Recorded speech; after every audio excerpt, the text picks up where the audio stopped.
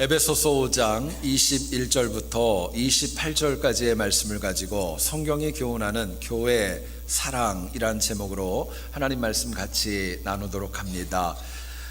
최근에 한국의 원로 목회자들 중에서 김삼환 목사님과 김동호 목사님의 관계가 교회 세습 문제로 인하여서 굉장히 불편한 관계에 있습니다. 이 두 분은 한국 장로교회에서 굉장히 나름대로 이름이 있는 분들인데요. 이분들에게는 많은 차이점도 있지만 또 우리들에게 굉장히 유사한 두 가지의 공통점을 간증해 주고 있습니다. 이 두 분은 첫 번째로는 다른 목회자들에 비해서 해외에서 공부를 했거나 많은 공부에 아카데믹한 경험이 많지 않은 것이 이들의 공통점이고, 두 번째로는 두 분 다 이렇게 얘기를 합니다. 부족하지만 내가 교회를 사랑함으로 인하여서 하나님의 은혜를 참 많이 누렸다, 그렇게 간증을 합니다. 김삼환 목사님의 경우를 보면은 이런 이야기를 제가 신학교 다닐 때에 들었던 기억이 있습니다. 시골에서 목회를 하실 때 새벽에 갑자기 폭우가 내렸습니다. 주무시던 분이 갑자기 깨었고, 또 교회가 걱정이 되어서 양복을 입고 교회에 나가 보니까 아니나 다를까 위 천장에서 비가 새기 시작을 했고 흙이 떨어지기 시작하더랍니다. 그래서 그 아래에 엎드려 흙이 자신의 등에 떨어지게 했고, 교회 성전에 떨어지지 않게 하기 위해서 포복을 하면서 그것을 갖다 버리고 또 와서 갖다 버리고 그것을 여러 차례 반복했다고 이야기를 하더라고요. 목사님은 나중에 그런 얘기를 하셨습니다. 자신은 많이 공부도 못했지만 하나님께서 교회를 사랑하는 그 마음을 보시고 큰 교회를 목회할 수 있는 은혜를 주셨다, 간증하셨습니다. 김동호 목사님의 경우도 유사합니다. 이분이 중고등학교 때 다니던 교회는 굉장히 언덕배기에 있었던 교회였던 것 같아요. 비가 오게 되면 길이 패이고 길이 좋지 않으면 학생들이 먼저 모여가지고 목사님을 포함해서 새벽에 예배를 드리고 또 자루에 모래를 넣어가지고 길을 메꾼 다음에 학교에 등교하는 습관이 여러 번 반복되어졌다고 합니다. 김동호 목사님도 그런 간증을 하십니다. 본인도 많이 부족하고 연약한 점이 있지만 하나님께서 그래도 교회를 사랑하는 그 모습 하나 보시고 본인에게 많은 은혜를 주셨다, 간증을 합니다. 여러분, 하나님께서 하나님의 교회를 사랑하는 성도를 하나님의 방법대로 복을 주십니다. 그리고 그 삶에 하늘의 은혜로 채워주십니다. 그러나 오늘 우리는 과거 우리 믿음의 선진들에 비하여서 하나님의 교회를 사랑하는 것이 얼마나 많이 부족한지 모릅니다. 이민자인 여기 앉아있는 우리들 뿐만이 아니라 아마도 미국 교회 교인들도 다르지 않은 것 같아요. 얼마 전에 세들백 교회에 담임이신 릭 워렌 목사님도 이런 이야기를 했습니다.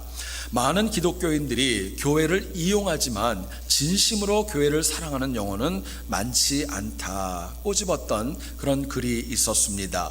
여러분, 하나님의 교회는 참으로 존귀한 기관입니다. 그런데 우리는 나름대로 교회를 사랑한다고 하지만은 내 생각대로 사랑하는 것과 하나님의 말씀대로 사랑하는 것은 교회를 향한 그 결과와 사랑은 다르게 나타날 수밖에 없는 것이 자명한 이치입니다. 같이 읽은 오늘 본문의 내용을 보면 부부 관계를 강조하면서 성도와 교회와의 바른 관계를 저희들에게 말씀해주고 도전합니다. 본문에 등장하는 교회라는 이 단어는 헬라어로 에클레시아라는 단어를 씁니다. 부르심을 받은 백성 또는 택하심을 받은 백성이란 뜻입니다. 당시 저희들이 많이 이야기를 들으셨지만은요, 에베소 지역은 인구가 무려 25만 명이나 되었고 5만 명을 수용할 수 있는 아데미 신전이 있을 정도로 로마 제국의 거대한 도시였습니다. 하지만 안타깝게도 그곳에는 성도들의 숫자는 많지 않았습니다. 바울이 1년여 동안을 많은 기간을 사역을 했지만은 그 이후에 교인들의 숫자는 불과 60에서 70명밖에 되지 않았던 거예요. 그래도 사도 바울은 주님께서 교회의 머리이고 몸된 교회를 사랑해서 그리스도 자신을 주셨다는 것, 그리고 부부가 서로를 사랑하듯 하나님의 교회를 사랑하며 살아가야 된다는 것을 오늘 본문을 통해 강하게 권면하고 있습니다. 결국 에베소에서 교회가 차지하는 비중, 사실은 세속적으로 보면 크지 않았어요. 그러나 하나님이 교회의 주인이라는 것은 바울은 여러 차례 여러 단어를 걸쳐서 우리에게 반복하고 강조하고 있습니다.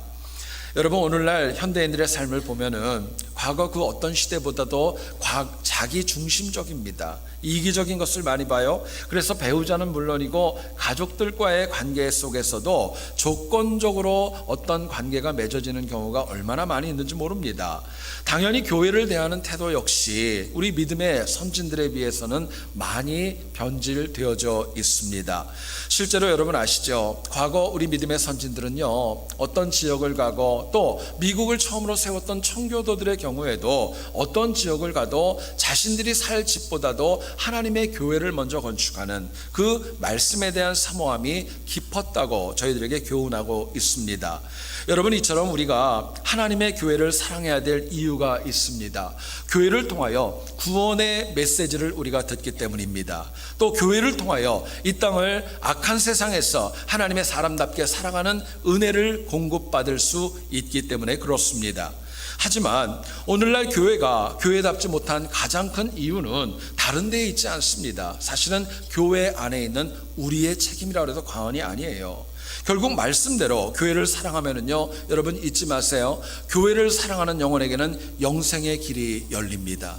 교회를 사랑하는 영혼에게는 나와 후손이 하나님의 말씀 가운데 은혜로 승리할 수 있다고 성경이 약속을 하고 있어요. 그렇기 때문에 우리는 어떤 인위적이나 세상적인 방법이 아니라 성경에 기초한 하나님의 교회 사랑하는 방법을 바로 배워야 될 줄로 믿습니다. 본문을 통해 우리가 어떻게 하면 악한 세상에서 하나님의 몸된 교회를 사랑할 수 있을까, 하나님 주는 메시지를 같이 한번 나누어 보기를 원합니다. 첫 번째는요, 교회를 사랑하는 성도의 삶은 서로에게 복종하며 살아갑니다. 서로에게 복종하는 삶이 교회를 사랑하는 성도의 삶이라고 말씀해요. 오늘 본문 가운데 21절부터 24절까지의 내용을 보시게 되면요, 복종이라는 단어가 3번에 걸쳐 반복되어지고 있습니다. 여러분, 우리 한국말에서 국어사전을 찾아보면 복종이라는 단어는 내 의지와 내 뜻과는 무관하게 누군가의 명령과 지시를 따르는 그런 모습으로 저희들에게 복종을 정의합니다. 그런데 오늘 본문에서 등장하는 복종이라는 단어, 헬라어는 휘퍼타소메노이라는 이 단어는 누군가의 아래에 배치하다, 누구누구 아래에 있다라는 뜻입니다. 결국 성경적으로 오늘 본문이 얘기하는 복종은 타인의 어떤 권위와 힘에 밀려서 낮아지고 어떤 푸시되는 그런 것이 아니라 오히려 정말 중요한 게 있어요. 은혜 받고 자발적입니다. 내가 은혜 받고 자발적으로 타인보다 낮아져서 섬기는 것, 그게 오늘 본문에 얘기하는 복종이라는 뜻입니다. 본문 24절은 저희들에게 이렇게 얘기를 합니다. 교회가 그리스도에게 하듯 아내들도 범사에, 우리 아내들이 범사에 자기 남편에게 복종할지어다 말씀하고 있어요. 여러분, 바울에서 복종하되 그냥 얘기하지 않습니다. 범사에라는 단어를 붙여 놓았습니다. 결국 휘퍼타소메노이라는 이 단어는 복종의 자세를 강조하는 반면에 범사에, 이 단어는 복종해야 될 범위와 한계성, 그 제한점에 대해서 저희들에게 이야기하고 있습니다. 결국 바울은 본문에서 얘기를 합니다. 교회가 그리스도에게 복종하였듯이 아내가 남편에게 복종해야 되고, 더 나아가서는 하나님의 은혜 받은 영혼들은 그 은혜로 자원하여 우리 옆에 있는 성도들에게 서로 복종함으로 인하여서 에베소 교회의 각 가정과 교회가 하나님의 은혜로 더 든든해져야 된다는 거, 그거 강조했던 거예요. 여러분, 그런데 오늘 현실을 보면 부부관계와 교회에서 성도 간에 정말 복종의 자세로 살아가는 영혼들은 사실 많지 않습니다. 자발적으로 은혜 받고 성령 충만해서 낮아져야 된다고 저희들에게 말씀하지만 현실을 보면 그러지 않을 경우가 훨씬 더 많이 있기 때문에 그렇습니다. 오히려 내 목소리가 더 커져야 합니다. 타인의 말을 들으려기보다는 내 주장대로, 내 뜻대로 뭔가를 이끌어가려고 하는 의지가 가정과 교회와 세상에서 더 많이 팽배하고 있습니다. 더 나아가서는 성경과는 전혀 무관한데도 과거의 생각대로, 고정관념대로, 전통대로 교회와 어떤 단체를 이끌어가려는 모습도 적지 않습니다. 말씀을 묵상하다가 그런 생각이 들었어요. 여러분, 하나님의 교회 안에서 정말 본문이 얘기하는 것처럼 자원하여 은혜로 복종해야 될, 가장 먼저 해야 될 대상이 누굴까? 저는 가장 먼저 목회자들과 더 나아가서는 교회의 중직자들이라고 생각을 합니다. 이유가 있다면 오늘날 현대교회의 분쟁이 주로 목회자와 중직자의 교만과 또 섬김이 없는 곳에서 발생하기 때문에 그렇습니다. 여러분, 오늘날 정말 우리 세안교회가 하나님의 은혜 가운데 성장하고 부흥하기를 원한다면요, 먼저는 목회자인 저부터 또 우리 많은 부교육자들부터 먼저 은혜 받고 자원하고 성령 충만으로 섬기는 모습이 있어야 될 줄로 믿습니다. 여러분, 얼마 전에 또 과거에도 저희 교회 어떤 어른이 저에게 그런 얘기를 하셨어요. 좋은 목사는 성도들이 함께 합력하여 만들어가는 것이다, 이야기를 하더라고요. 저는 그 말이 너무너무 옳다고 여겨집니다. 목회자가 언제나 은혜 받고 정말 교회를 위해 자원하며 헌신할 수 있도록, 복종할 수 있도록 우리 성도들이 도와주고 중보해 주는 것, 그거는 아무리 강조해도 지나침이 없다는 거예요. 또 우리 중직자들도 마찬가지입니다. 그분들도 은혜 받고 자원함으로 성령 충만함으로 봉사해야 될 것이고, 또 이를 위하여서 여러분들이 도와주셔야 된다는 것도 당연한 영적인 도전이자 하나님의 도전입니다.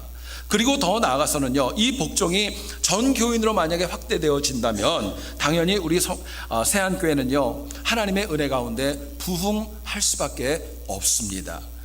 우리가 성경을 보면 요한복음 13장에서 예수님께서 잡히시기 바로 잡히시는 날, 그날 밤에 제자들의 발을 직접 씻어주시는 세족식의 그 은혜를 함께 나누는 장면이 나옵니다. 요한복음 13장을 보게 되면요, 그 내용이 얼마나 자세하게 나와 있는지 몰라요. 이 세족식의 모습을 통하여 많은 교회가 중직자들을 세우고 섬김과 봉사의 본을 서로 나눌 때가 참 많이 있지요. 그런데 여러분 아시는지요? 당시 유대 사회에서 누군가의 발을 씻기는 그 사람은 종이 해야 될 일이었었습니다. 그것도 아무런 종이 아니라 그 가정에서 가장 낮고 가장 어리고 가장 소위 말해서 별 볼 일 없는 종이 발을 씻는 일을 감당을 했다고 합니다. 그런데 성자 하나님이신 예수 그리스도께서 직접 물을 떠오시고 수건을 준비하시고 제자들의 발을 일일이 씻어 주셨습니다. 당연히 모든 제자가 놀랬고 또 거부하려고 했죠. 특별히 베드로의 경우에는 주님의 발 씻어 주심을 완강하게 거부하는 모습으로 나타나기도 합니다. 당시 주님은 그 마음에 간절함이 있었어요. 뜨거움이 있었습니다. 공생의 마지막 밤에도 불구하고 서로 크다고 다투는 제자들에게 참된 자원하여 섬기는 복종의 모습과 섬김의 본을 보여주셔야 했기 때문이었던 거예요. 여러분, 놀라운 것은요, 주님께서, 성자 하나님께서 먼저 그렇게 복종하심으로 인하여서 오늘날까지도 얼마나 많은 영혼들이 영적으로 살아나고 있습니까? 이처럼 주님을 닮아 복종하고 섬기는 교회는 부흥할 수밖에 없고, 주님을 닮아 복종하는 성도들을 통해 너무나도 많은 영혼들이 살아 역사하는 하나님을 만나게 되는 은혜를 누리는 것입니다. 여러분, 그러나 우리는 이 모든 것들을 모르지 않습니다.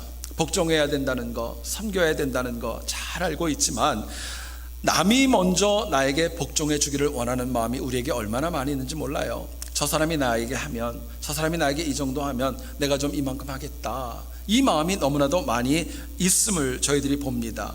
그러나 여러분 아세요? 내가 먼저 하나님 앞에 복종하면, 내가 먼저 자원하는 마음으로 내가 성령 충만해서 누군가를 먼저 섬기려고 나선다면요, 하나님께서 하나님의 방법대로 우리들의 삶에 하늘의 은혜를 채워주실 겁니다.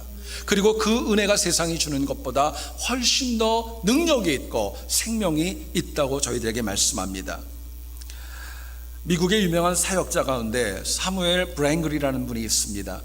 이분은 영국에서 시작되어진 구세군, 이 운동을 통하여 많은 사역을 감당했는데 젊었을 때 구세군에 지원하기 위해서 영국까지 건너가서 그 구세군을 창시했었던 윌리엄 부스를 만나서 자신을 좀 영적으로 양육해주고 함께 하기를 청원합니다. 그러자 이 부스가 이 브랭글이라는 사람을 처음 만났을 때 다른 특별한 말을 전혀 하지 않았다고 그래요. 그리고 딱 한마디만 했답니다. 조용히 다른 훈련생들의 구두를 좀 닦으십시오. 구두를 닦으라고 얘기를 하더래요. 여러분, 이 브랭글이라는 사람이 생각해 보니까 기가 막힌 거예요. 아니, 내가 구두나 딱 자고 대서양까지 넘어가지고 이 멀리까지 와서 여기 와서 엎드려야 되는가, 그 마음에 너무나도 많은 자괴감이 들었던 겁니다. 그런데 어느 날 꿈속에서 브랭글은 하나님의 귀한 도전을 받습니다. 꿈에서 예수 그리스도께서 어부들의 발 위로 허리를 굽히며 섬기는 모습을 직접 보았던 거예요. 그리고 그 이후로부터 윌리엄 부스에게 이렇게 고백하며 헌신합니다. 주님은 제자들의 발을 씻기셨고 저는 군화를 닦겠습니다. 그 이후부터 그 인생에 하나님을 더 깊이 만나게 되었고, 그 섬김을 통해 미국까지도 많은 영향을 줄 수 있었던 것입니다. 여러분, 생각해 보세요. 우리 부부관계 속에서도, 교회에서도 성경적으로 자원하여 성령 충만하여 먼저 범사에 낮아진다는 거 생각하면 생각할수록 얼마나 어렵고 버거운 명령인지 모릅니다. 실제로 이 신실한 복종에는 나의 에너지가 필요합니다. 시간도 필요합니다. 물질도 필요해요. 그리고 나의 손해와 희생도 감내되어져야 합니다. 그렇기 때문에 이 신실한 복종에는요, 놀라운 결과가 있습니다. 생명이 잉태되어지고 넘어지고 아파하는 영혼들이 일어나게 됩니다. 교회가 회복되어집니다. 가정도 일어납니다. 질병도 치유될 수 있습니다. 인생의 문제가 하나님의 방법대로 해결되어질 수 있는 것입니다. 반면에 형식적인 복종의 경우에는 부부관계는 물론이고 교회를 힘들게 하는 많은 어려움과 시험이 우리의 삶 가운데 꼬리에 꼬리를 물고 일어날 수도 있다는 경고가 있습니다. 여러분, 복종은요, 책을 보고 하는 거 아닙니다.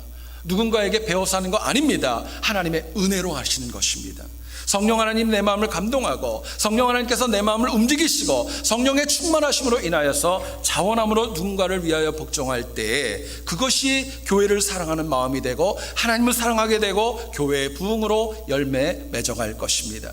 저는 여기 있는 우리 모두가 힘들고 어렵지만 주님의 마음을 가지고 자원하여 복종함으로 인하여 바른 부부관계는 물론이고 참된 교회관으로 승리하는 우리 모두 되어질 수 있기를 주님의 이름으로 축원드립니다.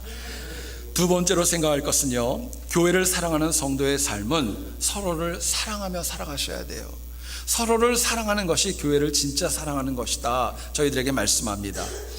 바울은 본문 22절에서 24절까지 아내가 남편에게 범사에 복종해야 한다 이야기를 합니다. 여러분, 이 이야기까지 들으면 우리 남편들이 참 기분이 좋을 수 있어요. 아내가 모든 일에 범사에 나에게 복종을 한다, 얼마나 기쁘고 또 좀 좋은 일인가 여겨질 수도 있는 것입니다. 그런데 정말 중요한 도전은 그 다음에 바로 이어집니다. 바울은 이렇게 얘기를 합니다. 아내가 남편에게 복종하듯이 남편도 아내를 사랑해야 된다 이야기를 하고 있어요. 특별히 여러분 본문 가운데 25절부터 28절까지를 보면은요, 3번이나 반복되는 단어가 있습니다. 아내를 사랑한다는 말이에요. 아내 사랑입니다. 여러분, 이 단어가 3번이 반복되어져 있는데 더 중요한 것은 사랑이라는 단어예요. 헬라어를 보게 되면 사랑이라는 단어가 4가지로 쓰인다는 거 여러분 아시죠? 근데 이 사랑은 모두가 다 아가파오라는 단어를 썼어요. 소위 예수 그리스도께서 우리 인간들에게 자신의 모든 것을 주셨던 무조건적인 사랑, 그 아가페의 사랑을 저희들에게 말씀하는 것입니다. 여러분, 바울의 도전은 이렇습니다. 남편이 아내를 사랑하되 무조건 사랑하는 것이 사실은 자기 자신을 사랑하는 것이다라고 저희들에게 말씀하고 도전하는 것입니다. 바울은 도전합니다. 당시 에베소 교회가 25만 명 중에 너무너무 작고 미미해 보였지만 교회를 아가파오하고 아내를 아가파오하면, 무조건 사랑하면 하나님 주시는 은혜가 있다라는 것 다시 한번 강조하고 있습니다. 여러분, 주님께서 당신 전부를 주신 것처럼 거룩하고 흠없이 나 자신을 사랑한 것처럼 아내와 교회를 사랑해야 된다는 것 본문을 통해 지극히 강조하고 있는 것입니다. 제가 설교를 준비하다 그런 생각이 들었어요. 여러분들도 한번 겉으로는 대답하지 마시고 속으로 한번 답변을 해보시기 원합니다. 여러분들은 남편과 아내 이렇게 함께 동거하고 평생을 살아오면서 남편이 100% 마음에 드십니까? 또 우리 남편들에게 물어봅니다. 아내가 100% 마음에 드십니까? 여러분 어떠세요? 아마 속으로 제가 답변을 하라고 했는데 만약 겉으로 하면은 좀 예배가 은혜가 안 될 것 같아요. 예? 자신 없는 분들이 아마 적지 않을 수 있을 거예요. 지금 성가대 쪽에서 좀 몇 분이 웃으시는데, 여러분 이건 사실은 100%라는 건 자신 없어요. 사실은 마음에 안 들 수도 있고 또 나하고 다를 수도 있고 이견이 있을 수도 있지 않겠습니까? 그런데도 바울의 명령은 정말 버거워요. 너무 무거워요. 그런데 그렇게 얘기를 합니다. 교회와 아내를 아가파워, 무조건 사랑해야 된다. 꼭 그래야 된다는 거예요. 그래서 명령형으로 저희들에게 3번이나 반복하며 말씀하고 있는 것입니다. 여러분, 교회를 아가파워 사랑해야 내 삶이 정결하고 깨끗하게 된다고 말씀합니다. 나아가서 교회 사랑은 마침내 나 자신을 사랑하는 것이라고 바울은 또한 강권합니다. 바울이 옥중에서 들어보니까 그 자신이 있었을 때와 다르게 에베소 교회가 아내를 사랑하고 남편을 사랑하고 교회를 사랑하는 모든 것들이 너무나도 많이 흐트러져 있고 엷어졌다는 것을 듣게 되었음을 알게 됩니다. 여러분 한번 생각해 보세요. 제가 매일 설교 때마다 여러분들에게 교회를 무조건 사랑하셔야 됩니다, 나처럼 사랑하셔야 됩니다, 그렇게 설교한다면 여러분들 가운데 몇 분이나 아멘으로 화답하시겠어요? 1부 때 이 얘기하니까 몇 명 안 하더라고요. 아멘 별로 안 해요. 제가 보니까 2부도 별로 안 하시는 것 같아요. 근데 여러분 생각해 보세요. 우리가 정말 살아 역사하시는 하나님을 사랑한다면, 예수 그리스도를 내가 진심으로 사랑한다면요, 내가 섬기는 교회 사랑할 수밖에 없는 거예요. 이 교회를 위해 기도할 수밖에 없는 거예요. 여러분 여기서 교회를 사랑하는 도전은요, 딴 거 아니에요. 뭐 교회를 위해서 다른 거 다 포기하라, 그거 아니에요. 교회만 생각하라, 그것도 아니에요. 교회에 매일같이 나와서 여기서만 살아가라, 그것도 아니에요. 오히려 교회를 통해 구원받고 교회를 통해 은혜 받은 것이 있기 때문에 교회를 존귀하게 여기고 소중하게 여기는 마음으로 아끼라는 거, 그거 말씀하는 것입니다. 여러분, 우리는 교회 사랑이 구체적으로 무엇인지 사실은 많은 분들이 잘 몰라요. 여러분, 교회를 사랑하라면요, 어떤 생각이 드십니까? 어떤 분들은요, 교회 사랑을 교회 건물을 사랑하는 것으로 생각합니다. 제도와 전통을 사랑하는 것으로 착각하고 있어요. 어떤 경우에는 형식과 규칙을 사랑하는 것이 교회를 사랑하는 것으로 잘못 오해하고 있을 수도 있습니다. 여러분 잘 들어보세요. 교회를 진짜 사랑하는 방법이 있습니다. 내 옆에 있는 영혼을 사랑하시는 겁니다. 그게 진짜입니다. 비록 나하고 달라요. 나하고 생각하는 것도 달라요. 나하고 자란 환경도 달라요. 그러나 내 옆에 함께 예배드리고 함께 구역에서 수고하고 한 성가대에서 봉사하고 함께 수고하는 영혼들, 그 영혼을 먼저 사랑하는 것, 그게 진짜 교회를 사랑하는 것입니다. 그게 하나님의 메시지예요. 여러분, 바울은요, 다메섹에서 하나님을 만났지만 누구도 바울의 회심을 인정하지 않았어요. 신뢰하지 않았습니다. 유대인들은 바울을 배신자로 여겨서 죽이려고 했고, 기독교인들도 바울을 박해자로 오인해서 받아들이지 못하고 만날 때마다 배척하고 외면하였습니다. 마침내 바울은 방법이 없었어요. 그래서 낙향하게 되었고 무려 13년 동안이나 길리기아 다소 지역에서 칩거해야 했습니다. 여러분, 혼자 있는 것도 어려웠을 거예요. 근데 바울에게 진짜 어려웠던 것은 제 생각에는 그래요. 유대인들과 기독교인 모두에게 잊혀지고 있다는 거, 아무도 찾아오지 않는다는 거, 나는 은혜가 있고 하나님의 일을 하고 싶은데 아무도 나를 불러주지 않는다는 거, 그게 아마 바울에게는 가장 큰 영적인 갈등과 어려움이었을 겁니다. 근데 여러분 아시죠? 한 사람이 찾아갑니다. 바로 바나바입니다. 바나바가 찾아가서 기억에서 사라졌던 사도 바울을 찾아가고 안디옥으로 불러냅니다. 그리고 그랬던 그 바나바와 사랑과 관심으로 복음을 증거할 수 있는 길이 바울 앞에 열리게 됩니다. 1년의 사역이 지난 다음에 금식하며 안디옥 교회는요, 5명의 사역자 가운데 담임 목사였던 바나바와 바울을 해외 선교를 위해서 그들을 파송하게 됩니다. 여러분, 선교지에 가니까 사도 바울의 진가가 너무너무 분명하게 나타나는 거예요. 여러분, 바나바의 놀라운 바울 사랑이 여기에 있습니다. 사역의 주도권을요 다 바울에게 줘버립니다. 성경을 처음에 읽어보세요. 처음에는요 바나바와 바울로 되어져 있어요. 그런데 시간이 지나면서 바울과 바나바로 바뀌었어요. 왜냐하면 바울이 사역하는 가운데 많은 열매가 있었고 그 영혼이 힘있게 일할 수 있도록 옆에서 능력 있게 도와주었던 것입니다. 바나바는요, 자신의 기득권보다도 바울을 진심으로 사랑해서 그의 사역이 열매 맺을 수 있도록 돕고 서포트했던 것입니다. 여러분, 이처럼 내 옆에 있는 사람 한 영혼을 사랑하는 것은요, 작은 것이 아닙니다. 내가 옆에 있는 영혼을 사랑해서 그 영혼이 살아난다면 그 영혼을 통하여 또다시 살아날 영혼들을 생각하면은요, 그 영적인 확장력은요, 우리가 상상을 초월할 정도로 하나님의 일하심이 있는 것입니다. 그렇기 때문에 먼저 옆에 있는 영혼들을 사랑하셔야 마땅하시고, 그게 진짜 교회 사랑이라고 말씀하는 거예요. 여러분, 그런데 오늘날 많은 교회의 현실을 보면 교회 안에는 파당이 있습니다. 나누어짐도 있습니다. 가까운 성도들끼리, 내가 편한 성도들끼리 교제하는 편파적인 사랑이 얼마나 많이 있는지 모릅니다.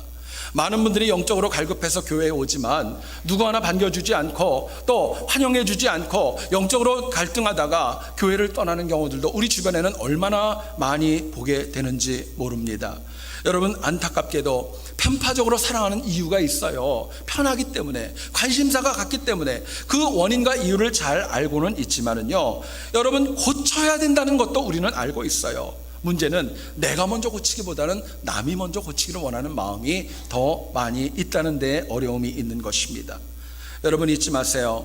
사람이 가장 가까이 있는 사람, 매주일 만나는 성도, 내 가족과 내 동료들을 사랑하지 못하면서 눈에 보이지 않는 하나님을 사랑한다는 것은요, 이건 제 말이 아니라 성경에 얘기합니다. 그거는 거짓말이라고 얘기를 합니다. 거짓말이라고 얘기를 해요. 진짜 교회를 사랑하고 내가 영적으로 성장하기를 원한다면요, 내 마음에 껄끄러운 분들이 있으시죠. 내 마음에 힘든 분들이 있을 거예요. 그분부터 해결하셔야 돼요. 그분부터 찾아가서 함께 해야 되고, 그분을 먼저 사랑하는 가운데 하나님의 일하심과 진짜 역사가 그 이후에 일어나는 것입니다. 얼마 전에 어떤 신문을 보다가 있었던 내용을 소개합니다. 몇 년 전에 한국 광주에 있는 대인시장이라는 곳이 있다고 합니다. 그곳에 가게 되면은 한 식당이 있는데 이름이 1000원 식당이랍니다. 1000원 식당인데 말 그대로 한 끼 식사가 1000원이라고 그래요. 이유가 있는데, 힘들고 어려운 사람들, 소외된 사람들, 이웃사랑을 받지 못했던 그 많은 사람들에게 한 끼 따뜻하게 대접하고 싶은 목적으로 이 식당이 한 신앙인에 의해서 시작이 되어졌습니다. 그분은 나이가 70세가 넘었고 성함은 김선자 할머니에 의해서 시작되어진 사역이었습니다. 당시 이 식당을 오고 가는 많은 이용자들을 보니까 60% 70%가 다 독거 노인들이었대요. 혼자 생활하고 혼자 먹고 사는데 힘든 분들이 1000원 그렇게 많이 부담이 안 되니까 오셔서 식사하는 분들이 많았고, 그 외에도 정말 가난하고 소외되고 어려운 분들이 대부분이었다고 합니다. 날씨가 제가 말을 잘못했습니다. 나이가 70이 넘은 분인데 여러분, 얼마나 힘들었겠어요. 얼마나 고되었겠습니까? 그럼에도 불구하고 주변 이웃들을 섬기기 위해서 육체적으로, 정신적으로, 물질적으로 그 많은 수고를 했던 거예요. 이분의 글을 보니까 그렇게 얘기를 하더라고요. 손님이 많으면 많을수록 적자래요. 더 많은 돈이 들어가야 됐대요. 그래서 주변에 있는 교회와 섬기는 사역자들과 교회에서 함께 동참을 해가지고 이 일을 공동적으로 운행해 나갈 때가 참 많이 있었다는 거예요. 많은 분들이 이 할머니에게 와서 물어봤답니다. 왜 몸도 좋지 않은데, 왜 피곤한데, 왜 그렇게 여기저기 아프다고 하는데 왜 이 일을 하느냐 물어봤대요. 이분이 이렇게 답변을 했습니다. 나도 옛날에는 너무너무 버림받아서 아무도 나를 찾아오지 않았고, 내가 너무너무 외로웠고 힘들었고 고통 가운데 있었는데 하나님의 사랑이 나를 살렸기 때문에 그 사랑으로 내 이웃들 좀 사랑하고 싶어가지고 내가 이 일을 시작하게 되었다 고백을 했습니다. 여러분, 이분이 과로와 많은 일로 인하여서 대장암으로 사망하셨어요. 그런데 참 놀라운 것은요, 이분의 유언의 내용입니다. 유언을 이렇게 하셨답니다. 1000원 식당을 문 닫지 말고 계속 운영해 주십시오. 이게 함께 일했던 동역자들과 교회를 향한 마지막 유언과도 같은 내용이었다고 합니다. 여러분, 성경이 이웃을 사랑하는 것, 하나님을 사랑하는 것이다 분명히 말씀을 하셔도 많은 분들이 그렇게 얘기를 해요. 만약에 내가 하나님이 어렵고 하나님이 힘들면 내가 돕겠다고, 하나님이 나에게 직접 계시를 주신다면, 하나님이 나에게 직접 보여주신다면 내가 누군가를 돕겠다고 얘기하지만 실제로는 이거는 핑계이고 변명입니다. 매번 그렇게 말하다가 나중에는 진짜 아무것도 못하고 내 인생이 끝나버리는 경우도 너무나도 많이 있기 때문에 그래요. 여러분, 그렇기 때문에요, 정말 하나님을 사랑하기를 원한다면, 정말 교회를 사랑하기를 원한다면요, 가까이 있는 내 배우자부터 좀 사랑하셔야 돼요. 가까이 있는 영혼부터 여러분 사랑하시고 함께 할 수 있어야 될 것입니다. 지난주에 우리 노회에서 목사님들하고 이런저런 얘기를 하다가 저희 노회 가운데 나이가 그렇게 많지 않은데 사모님께서 폐암으로 돌아가신 한 목사님이 있습니다.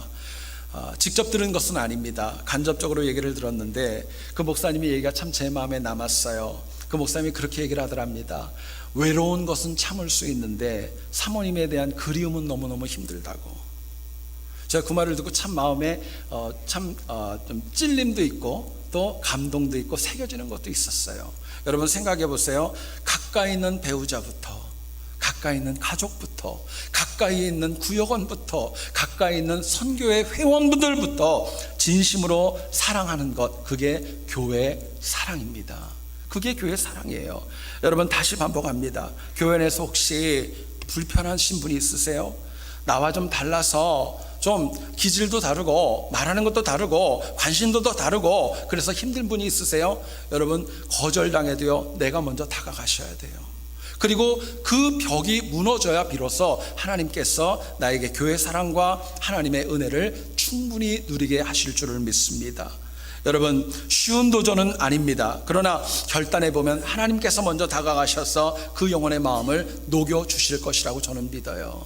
여러분 저는 여러분들 각자가 누군가를 갖다가 내가 사랑하는 것에서 제외하면 제외할수록 내가 하나님의 교회를 사랑하는 것도 옅어질 수밖에 없고 얕을 수밖에 없다는 것도 잊지 말아야 될 것입니다. 여러분 진심으로 우리 교회를 사랑한다면, 하나님을 사랑한다면 먼저 옆에 있는 우리 배우자와 가까운 성도부터 사랑하면서 우리가 함께 동역하는 그 승리가 우리 세안교회 안에 있기를 다시 한번 주의 이름으로 축원드립니다.